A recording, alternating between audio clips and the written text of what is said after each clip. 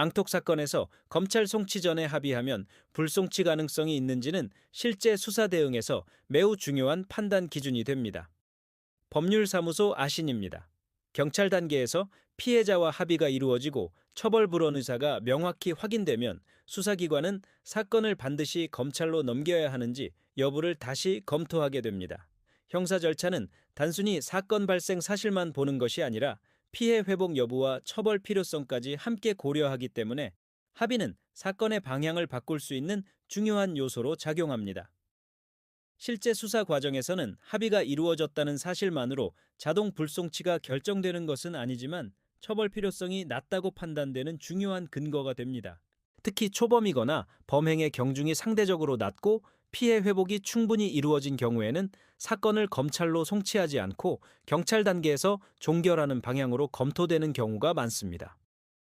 사건이 이미 발생했다는 점은 동일하지만 이후 대응 과정에 따라 수사기관의 판단 기준이 달라질 수 있다는 점에서 대응의 중요성이 크게 느껴질 수 있습니다.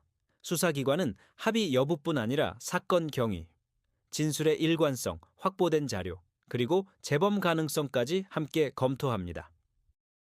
단순히 합의서만 제출하는 것이 아니라 사건 이후의 태도와 생활 환경, 그리고 사건 경위가 정리된 자료까지 함께 제출되는 경우 사건 전체에 대한 평가가 달라질 수 있습니다. 결국 합의는 중요한 요소이지만 사건 대응의 일부이며 전체 구조 속에서 함께 검토되는 요소입니다. 법률사무소 아신에서는 경찰 조사 단계에서 사건의 현재 상태를 먼저 정리하고 합의가 필요한 사건인지 또는 사실관계 정리가 우선인지부터 판단해 왔습니다. 합의가 이루어지는 경우에도 그 내용이 수사기관에 어떻게 제출되고 사건 기록에 어떤 구조로 반영되는지가 중요한 기준이 되기 때문입니다. 사건 대응은 단순히 결과를 기다리는 과정이 아니라 수사기관이 판단할 수 있는 자료 구조를 정리하는 과정까지 포함됩니다. 결국 검찰 송치 전에 합의가 이루어지면 불송치 가능성은 충분히 검토될 수 있지만 합의 자체보다 사건 전체 대응 과정이 함께 고려됩니다.